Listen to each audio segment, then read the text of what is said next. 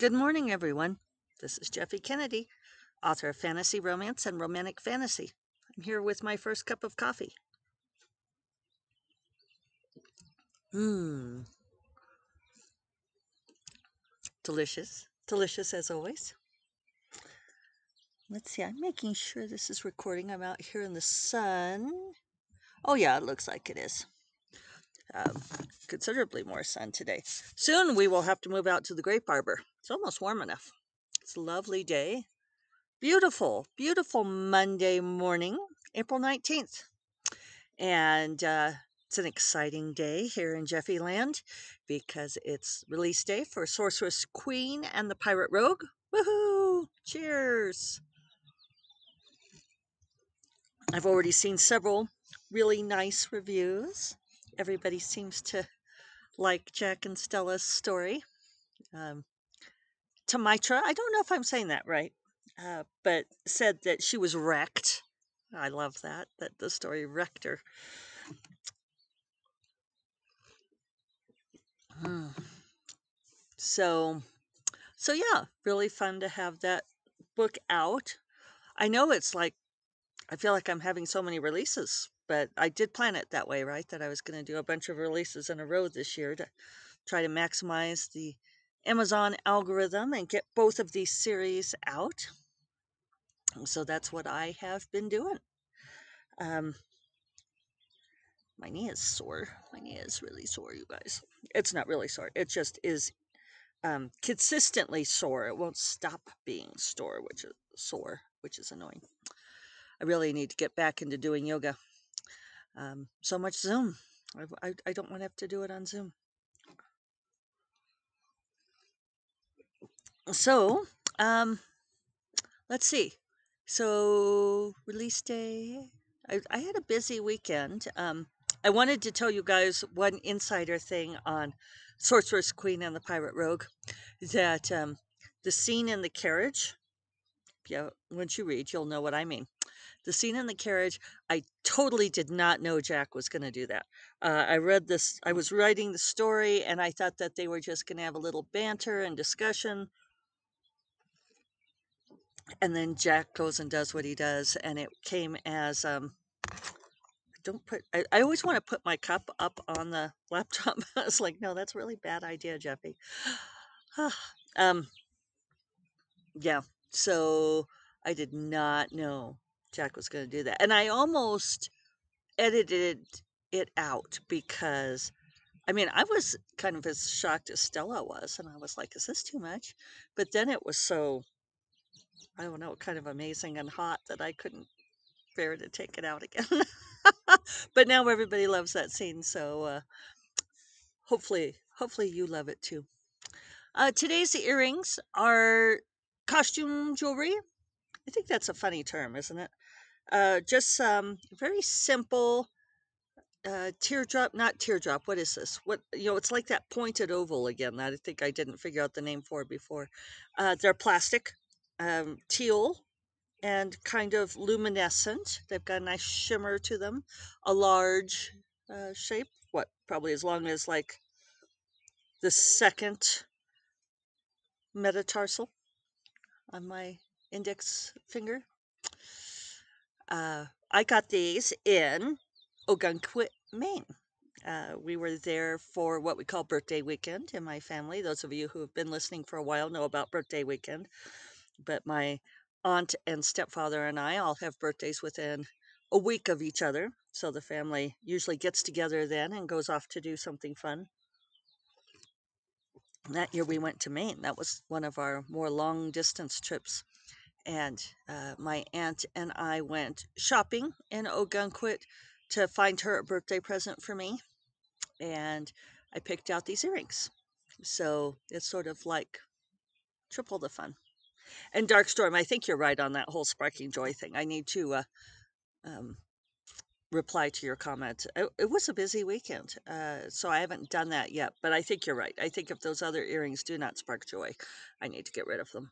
I don't think I don't buy into the thing where it's like every fucking thing in your life has to spark joy because I don't know. Then we'd be like Disney princesses, right? You know, just leaping about from thing to thing, going ha ha la la la, and that's not life. But I do think that if it's not something that gives me pleasure, I don't know. Maybe sparking joy means different things to different people. The birds are joyful,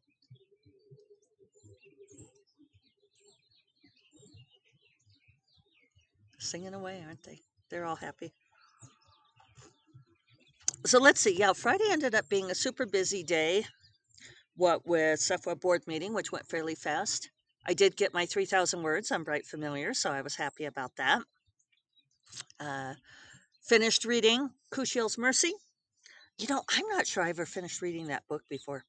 I think because I didn't remember anything after a certain point, so I think I must have bailed on it before. But I really loved it. You know, Imriel is such a great hero. He never comes up as a book boyfriend, but I would totally have Imriel for my book boyfriend. Uh, yeah, I would do Imriel in a heartbeat. He's yeah, just a great character. It was a wonderful book. Um, Still horses in peril, evergreen, unfortunately. Uh, the battle scenes, Jacqueline Carey just has no compunction about describing the horses getting killed, which I know is realistic, but and yet. Uh, so yeah, that was a very rewarding reread. I loved reading it very much. And I realized that I had read Naama's Kiss, which comes next, but I mean, she's the great granddaughter or great great granddaughter of one of the characters, and I don't know. I want to read more about Imriel and Sidoni. I wouldn't have even minded following Elias's life path into what she does in Alba, but yeah, I remember not being thrilled with Not My Kiss. But then, of course, I didn't finish reading this book clearly. Either that or I read it in such a fugue state, which is entirely possible because I know where I was in my life then. And it could have been that I don't know. I think I would have remembered some things and I just really didn't. But there was this whole premise to it that I didn't like and I found uncomfortable this time. And I don't wanna spoiler it, I'm trying to think of like, sometimes there are things that happen to the characters that are just so terrible that it's like, "Oh, I don't want this to have happened to them." So that's kind of where I was at with it. But yeah, very rewarding reread. I've started rereading Dark Wizard now. Uh, and then Friday afternoon, the gal came and cleaned my house, you guys, and it was everything I could hope it would be. She was here for 4 hours and spent most of it on the kitchen and explained to me that it was just going to take her a while to work her way through the accumulated grime, and I am perfectly zen with that. I was like, "I understand. Do what you have to do." Uh, and the kitchen's amazing. It's like gleams. It's so beautiful. And she did do parts of the rest of the house too. So yeah, it's just great. And then I went down and had high tea at St. James Tea Room, which if you're ever in Albuquerque is a really great venue to go to. Whew, getting a little hot here. I didn't need my sleeves. So St. James is cool because you get like a little private room for as many people as are in your party. And I met up with my friend Kathy, who writes as Katie Lane. She writes cowboy romances. And we sat there for 2 hours and ate, like the 3-tiered tea. And, with the savories and the scones and the desserts. And the theme was Charlie and the Chocolate Factory. And it was wonderful. It was excellent. We had just the best time, and we hadn't seen each other since before the pandemic. And so it was just a really good conversation, really fun. And she listens to the podcast sometimes, and she said that it's very soothing. She was imitating me, and it was funny. She was like imitating me, going, "That coffee is so delicious," which I don't think I sound like that, but she's a funny girl. Love you, Kathy. So let's see what else. Oh, and then I got back in time to do a panel for the Flights of Foundry conference, the fairy tale panel, which was interesting and fun. And then on Saturday morning, I had to update my presentation for the workshop. I actually gave this workshop twice on Saturday. I think I mentioned that. It was just a weird coincidence that this workshop that I hadn't given in several years, and I ended up giving it twice on Saturday, pretty much back to back too. So I had to update the PowerPoint and refamiliarize myself, um, identifying and breaking bad writing habits. And it was kind of funny because the conference organizers were, for the shorthand, referring to it as Breaking Bad. I never realized before that it was Breaking Bad, which is like entirely the wrong image, but there we go. So, uh, I did that. I did a reading. It was fun doing the reading for people. And I did, let's see, those 2 workshops. And then I was tired. I had a tired. That was enough for the day. And then yesterday, I ended up doing some things. I did some organizing. It was really nice not to have to clean the house. And so I was able to focus on a few other projects instead. That really liberated me to um, I did clean out under the sink where all the cleaning supplies are because, I was just really not prepared to have somebody come clean my house, apparently, uh, because she kept asking me for things that I didn't know where they were. I was like pointed her to the cleaning supplies that are like were all jumbled and piled in under the sink. I'm like, it's not organized. She says, that's okay. And I was like, oh, and then there's like just a little bit of 409. And she says, do you have more of this? And I'm like, no, but I found something else. And then she said, do you have a vacuum cleaner? And I said, yes. So I found the vacuum cleaner, but then I couldn't find all the parts because you guys, I never use the vacuum cleaner anymore. Since we got the Roomba, I just use the Roomba. And I showed her the Roomba, and she was looking at it funny, and I'm like, do you know what one of these is? And I was demonstrating it for her, and she's like, oh, I've seen it on TV. And I said, well, it's great for maintenance. I said, but it doesn't get into corners. And she kind of looked at one of my corners where there's like dead leaves from the plants beneath, and she's like, yeah, I see. I was like, yeah, and then she asked me for rags, and so I had to show her where the rags were above the washer and dryer, and they were also all jumbled into the cabinet. So yesterday I went in and I cleaned out under the sink, and I organized the cleaning supplies and got rid of some stuff, and I also cleaned out the pile of rags in the laundry room so that she will have easy access to those things. And I put a couple other things into order and did a few things that only I could do, like I have to do a monthly maintenance on the treadmills, the walking desk treadmill and my running treadmill, which David also uses.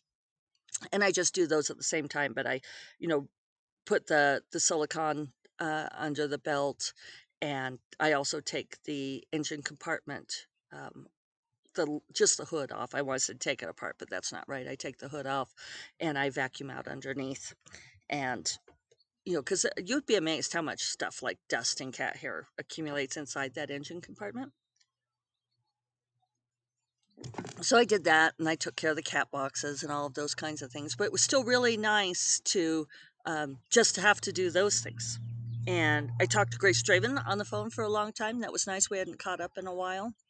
She's been super busy getting her house ready for sale in Houston. She has 2 houses. You know how she is. Such a drama queen. That's not why I wanted to say she's not a drama queen. She is I don't know. She's 2 house glamorous. Soon she will be 1 house glamorous, and she will be so much happier. And then we had a panel together at 3 on romance in science fiction and fantasy. And So there's been this interesting thing that I've noticed. So here's a bit of advice for you up and coming writers, aspiring writers. I think actually for any writer at all. And so this was a thing in in-person conferences, but you didn't notice it as much. Maybe because it happened more behind the scenes. But so there's always a thing of if there is a panel going on and there's somebody in the audience who really wishes that they were on the panel.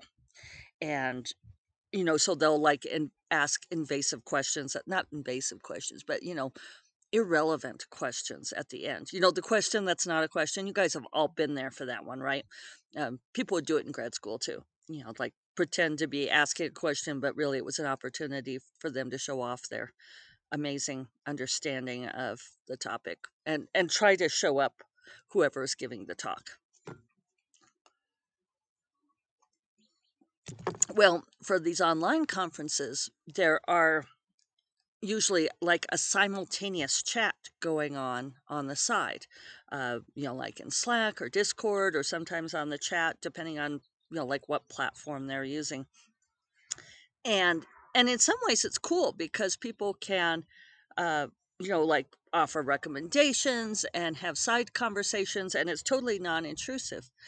But I've seen this happen a few times where someone who is uh, really wanting to talk up their book, like for example, their uh, science fiction or fantasy romance book, and they're there in the chat telling everyone about their book during the panel, and offering people copies of their book to read and talking about why their book is great.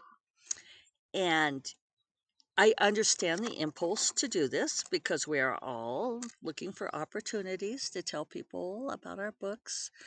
But this is the equivalent of going to an in-person panel and standing up in the back of the room, holding up your book cover and saying, "Buy my book," while the panelists are talking.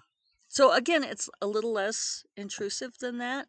And yet, this is why I come back around to, I get asked a lot, like, what's the best way to, I don't know, make friends in the community, to find authors who will blurb your books or talk up your books.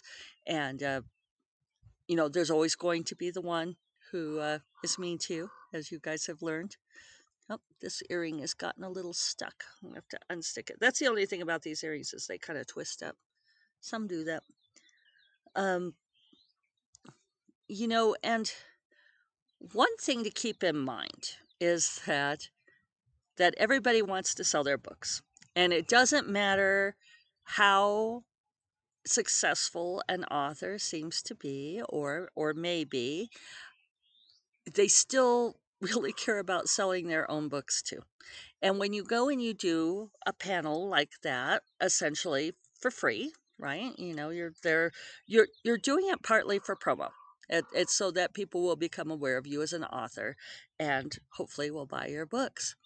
So if if somebody else who's not on the panel is there trying to talk up their own book, uh, imagine how that affects the authors who are being competed with. It's it does not make us feel friendly towards you. And so somebody was doing this, and I remember the name, and it's like, really, really, this is how you're going to do things. And it's like, maybe this person doesn't care, which is fine, but there comes a point at which there's reciprocity involved, and nobody's going to really be counting the beans and saying, well, you did 1 2 3 for me, so therefore I will do 1 2 3 for you. But at the same time, there is something for, well, wait, you're asking me to do something for you and you've never done a thing for me. And worse, you actually competed with me at a time when it was supposed to be the spotlight on me, and you tried to like yank the spotlight over to you. It just doesn't win you friends. So that's my little rant for the day. Did I mention it's release day for Sorceress, Queen, and the Pirate Rogue? I bet I did. I'm very happy about that. So I hope you all have something to be happy about today. And uh, let me know if you're reading the book. Let me know your thoughts. I'm excited to hear what you guys think.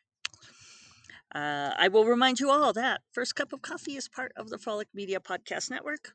You will find more podcasts you love at frolic.media/podcasts. And I will talk to you all tomorrow. Take care. Bye bye.